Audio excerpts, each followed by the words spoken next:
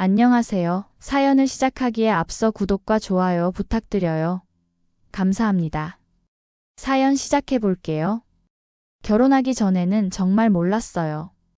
남편이 이렇게까지 효자인 줄은요. 아니, 마마보이에 가까웠죠.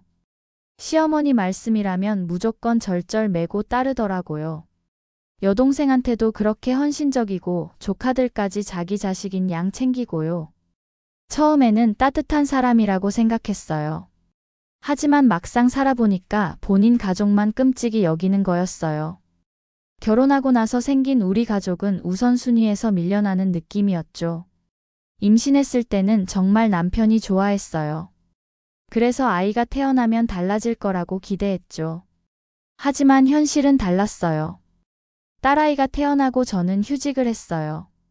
신생아 육아가 얼마나 힘든지 겪어본 사람은 알 거예요.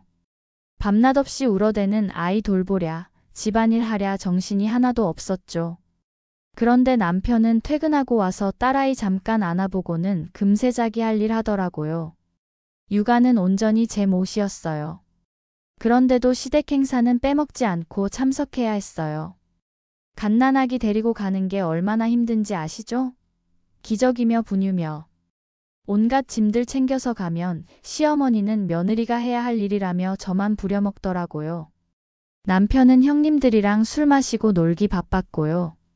시누이는 결혼한 지 5년 만에 이혼했어요. 조카 둘을 데리고 혼자 살게 된 거죠. 시누이 형편이 어려워지자 남편은 거의 매달 용돈을 보내기 시작했어요. 한 달에 100만 원씩은 좋게 나갔죠. 우리도 아이 키우고 대출금 갚고 하는데 솔직히 말하면 저는 그 돈이 아까웠어요. 어쩌다 한두 번이 아니라 매달 거의 고정지출처럼 나가니까요. 하지만 말하면 가족인데 당연한 거 아니냐며 오히려 저를 이기적인 사람 취급하더라고요. 용돈만 주면 그나마 참을 만했는데 조카들을 자꾸 우리 집으로 데려오는 거예요. 저는 갓난아기 돌보느라 정신없는데 초등학생 둘을 더 챙기는 게 쉬운 일이 아니었어요. 그래도 참고 살았어요. 결혼이라는 게 서로 양보하며 사는 거라고 생각했거든요. 하지만 시누이가 재혼한다고 했을 때부터 상황이 급변했어요. 시누이가 만난 남자는 금융업계에서 일하는 40대 초반의 초혼 남성이었어요. 경제적으로 여유가 있고 나름 괜찮은 조건이었죠. 그런데 문제가 있었어요. 그 남자가 아이들은 데려오지 말라고 했다는 거예요. 시어머니가 저한테 전화를 했거든요. 뭔가 불길한 예감이 들었어요. 시어머니는 다짜고짜 조카들을 저보고 키우라고 하더라고요. 신우가 혼자서는 키우기 힘들고 재혼하는데 남자 쪽에서 아이들은 원치 않는다고 했다면서 저보고 키워주면 좋겠다는 거였어요. 어차피 우리도 딸 하나뿐이니까 외롭게 키우지 말고 오빠 언니 있으면 더 좋다면서요. 순간 머리가 하얘졌어요. 제 딸이 이제 돌도 안 됐는데 초등학생 2명을 더 키우라고요? 그것도 신우의 재혼을 위해서요? 제가 그건 말이 안 되는 일이라고 했어요. 그리고 저는 지금 제 딸아이 키우는 것만도 벅차다고요. 그랬더니 시어머니는 조카들 얌전하고 착한 애들이고 저는 집에 있어서 시간도 많은데 뭐 어떻냐고 하는 거예요. 갓난아기 키우는 게 한가하다고 생각하시나 봐요. 게다가 신우 아이들을 왜 제가 키워야 하나요? 멀쩡히 신우가 있는데 말이죠. 남편이 퇴근해서 돌아왔을 때 이 이야기를 했어요. 당연히 반대해 줄 거라고 생각했거든요. 그런데 남편 대답이 황당했어요. 무리긴 뭐가 무리냐며 우리 딸한테도 좋은 일이라고 하더라고요.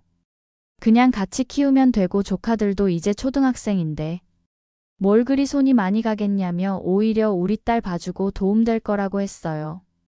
제가 현실적으로 생각해보자며 제 자식도 키우기 힘든데 솔직히 조카들을 키우는 건 말이 안 된다고 했어요. 그랬더니 남편은 저보고 왜 일이 이기적이냐며 가족인데 서로 도와야 한다고 하더라고요. 이기적이라고요? 제가요? 자기 딸 육아는 신경도 안 쓰면서 조카들한테는 그렇게 신경 쓰더니 이제는 저보고 이기적이래요. 그날부터 매일 전쟁 같았어요. 시어머니는 하루도 빠짐없이 전화해서 조카들 이야기를 꺼내고 남편은 저를 이기적인 여자로 몰아세웠어요. 그러던 어느 날 더 기가 막힌 일이 터졌어요. 시누이가 집에 왔거든요. 재혼 이야기를 하러 온 거였어요. 그런데 그때 남편이 한 말이 정말 지금 생각해도 화가 나요. 시누이가 신혼집 전셋돈이 부족하다고 하니까 남편이 우리 아파트를 준다고 하는 거예요. 처음에는 잘못 들었나 싶었어요. 기가 막혔어요. 그 아파트는 제가 결혼 전에 살던 집인데 몇 년 동안 아껴가며 모은 돈에 친정 부모님 도움까지 받아서 마련한 아파트였어요. 제가 그건 제 아파트라고 결혼 전에 제가 산 거라고 하니까 남편은 네 거 내 거가 따로 있냐며 우리가 부부인데 뭔 소리냐고 하더라고요. 제가 부부라고 해도 결혼 전 재산은 개인 재산이고 그걸 왜 시누한테 줘야 하냐고 했더니 시누이도 저한테 가족인데 그 정도는 해줄 수 있는 거 아니냐고 하는 거예요. 사람이 이렇게 뻔뻔할 수 있을까 싶었어요. 그러자 시어머니가 끼어들면서 가족끼리 네 거 내 거가 어디 있냐며 신우도 이번이 마지막 기회일지도 모르는데 좀 도와달라고 하더라고요. 그래서 제가 그 아파트는 절대 줄 수 없다고 했어요. 그리고 시누이가 결혼하는데 신혼집은 당연히 본인들이 마련하는 거 아니냐고 했더니 남편이 버럭 소리를 지르면서 남도 아니고 동생이 힘들다는데 그 정도 도움은 줄 수 있는 거 아니냐고 하는 거예요. 그래서 제가 그건 알아서 형편 맞춰 하는 거고 굳이 아이들까지 두고 자기 행복만 찾아 결혼한다는 게 말이 되는 거냐고 했어요. 그랬더니 또 남편이 조카들은 우리가 키울 거라고 아무렇지 않게 말하더라고요. 물론 저는 안 한다고 했어요. 그날 이후로 집안 분위기가 완전히 바뀌었어요. 남편은 저랑 말도 안 하고 시어머니는 매일 전화해서 저를 타박하고 시누이는 원망 섞인 눈으로 저를 보더라고요. 한 달 정도 그런 상황이 계속됐어요. 저는 정말 지쳤어요. 갓난아기 돌보는 것도 힘든데 온 집안 사람들이 저를 적대시하니까 살기가 너무 힘들었어요. 어느 날 저녁 남편과 이야기했어요. 제가 이렇게 사는 게 맞냐며 정말 힘들다고 하니까 남편은 뭐가 문제냐고 하더라고요. 제가 가족이라고 해도 선은 있는 거 아니냐며 저는 우리 딸 키우는 것만으로도 벅차다고 했더니 남편이 그러면 어쩌자는 거야? 나보고 가족들이랑 연이라도 끊으라는 거야? 네가 그렇게 속 좁을 줄 몰랐네라고 하더라고요. 그래서 저도 확실히 말했어요. 연을 끊으라는 게 아니라 선을 지켜달라고. 나는 내 아파트 절대 줄 생각 없고 조카들 키울 생각도 없으니까 당신이 알아서 수습해. 끝까지 이기적이네. 진짜 너란 여자 지치고 질린다. 내가 왜 너 때문에 내 가족도 챙기면 안 되는 건데. 넌 너밖에 모르냐? 진짜 정 떨어진다. 결국 그날 저는 결심했어요. 더 이상은 못 살겠다고 이혼하자고 했어요. 그렇게 저희는 이혼 절차를 밟기 시작했어요. 특히 딸 양육권 문제에서 한바탕 크게 싸웠어요. 남편이 딸은 자기가 키울 거라고 하는데 정말 어이가 없었어요. 하지만 결국 제가 딸 양육권을 얻었어요. 당연한 결과였죠. 태어날 때부터 지금까지 딸을 돌본 건 저니까요. 제가 경제적 능력이 없는 것도 아니었고요. 이혼이 확정되자 시어머니가 저한테 마지막으로 전화를 했어요. 너 정말 후회할 거다. 네가 어디서 우리 아들 같은 남자랑 결혼이나 할 수 있겠어? 결국 땅을 치고 후회할 거야. 내전 정말 후회되네요. 당신 아들 같은 남자랑 결혼한 거요. 제 대답에 시어머니는 막말에 욕설을 퍼붓더라고요. 그리고 이혼하고 나서 들은 소식이 웃겼어요. 시누이 재혼이 파혼됐다는 거예요. 그 남자가 갑자기 마음을 바꿨다더라고요. 아마 조카들 문제 때문에 복잡해지는 게 싫었던 것 같아요. 결국 조카들은 시누이가 계속 키우게 됐어요. 당연한 일이죠. 본인 아이들은 본인이 키워야 하는 거 아닌가요? 자기 자식들까지 다른 사람 손에 맡겨두고 재혼을 하려고 했다는 게 전 아직도 이해가 안 돼요. 지금은 딸아이와 둘이 평화롭게 살고 있어요. 물론 혼자 아이 키우는 게 쉽지는 않지만 그래도 스트레스는 훨씬 덜해요. 가끔 전 남편이 연락을 해요. 딸 보고 싶다고요. 법적으로 면접 교섭권이 있으니까 어쩔 수 없이 만나게 해주지만 그럴 때마다 씁쓸해요. 처음에는 일주일에 한 번씩 데리고 가더니 점점 횟수가 줄어들더라고요. 이제는 한 달에 한 번 정도? 그것도 몇 시간 보고 데려다 주고요. 신우이는 연락이 뚝 끊겼어요. 아마 민망해서 그런 것 같아요. 조카들 소식도 가끔 들려와요. 신우이가 파트타임으로 일하면서 혼자 키우고 있다고 하더라고요. 이혼하고 나서 주변 사람들 반응도 다양했어요. 친정 엄마는 처음에 화를 내셨어요. 아이도 있는데 너무 섣불리 이혼을 결정한 거 아니냐고 하셨어요. 하지만 자세한 사정을 말씀드리니까 이해해 주시더라고요. 지금도 가끔 만약에 하는 생각을 해봐요. 만약 그때 제가 양보했다면? 하지만 그런 생각을 할 때마다 다시 한번 확신해요. 제가 옳은 선택을 했다고요. 결혼 생활에서 가장 중요한 건 서로에 대한 존중인 것 같아요. 전 남편은 저를 존중하지 않았어요. 제 의견은 무시하고 제 감정은 고려하지 않고 제 희생만 당연하게 여겼어요. 그런 관계에서는 행복할 수 없어요. 이혼 과정에서 가장 힘들었던 건 주변의 시선이었어요. 하지만 그런 시선에 신경 쓰지 않기로 했어요. 제 인생인데 남들이 뭐라고 하든 상관없어요. 중요한 건 저와 딸아이의 행복이니까요. 딸아이를 보면서 다짐해요. 이 아이만큼은 절대 남에게 휘둘리지 않는 사람으로 키우겠다고요.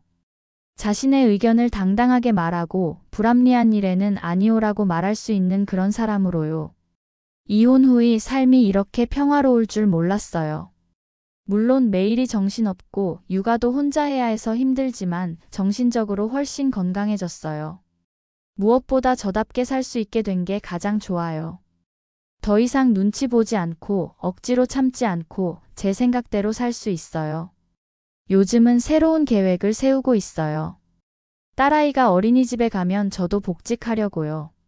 출산과 육아로 쉬었지만 이제는 저와 딸아이를 위해 더 열심히 일해야겠죠. 지금 이 순간도 딸아이는 제 옆에서 장난감 가지고 놀고 있어요. 평화로운 일상이에요. 조카들 소리에 깨지 않고 시댁 전화에 신경 쓰지 않고 그냥 우리 모녀만의 조용한 시간이에요. 이런 평범한 일상이 얼마나 소중한지 이제야 알겠어요. 결혼했을 때는 이런 평화로운 시간이 거의 없었거든요. 항상 누군가를 신경 쓰고 눈치 보고 맞춰주느라 바빴어요. 친구들도 제 변화를 많이 놀라워해요. 표정이 완전 달라졌다고. 예전에는 뭔가 늘 찌푸리고 있는 느낌이었는데 지금은 여유가 있어 보인다고 하더라고요. 스스로도 느껴요. 거울을 볼 때마다 표정이 부드러워진 게 보여요.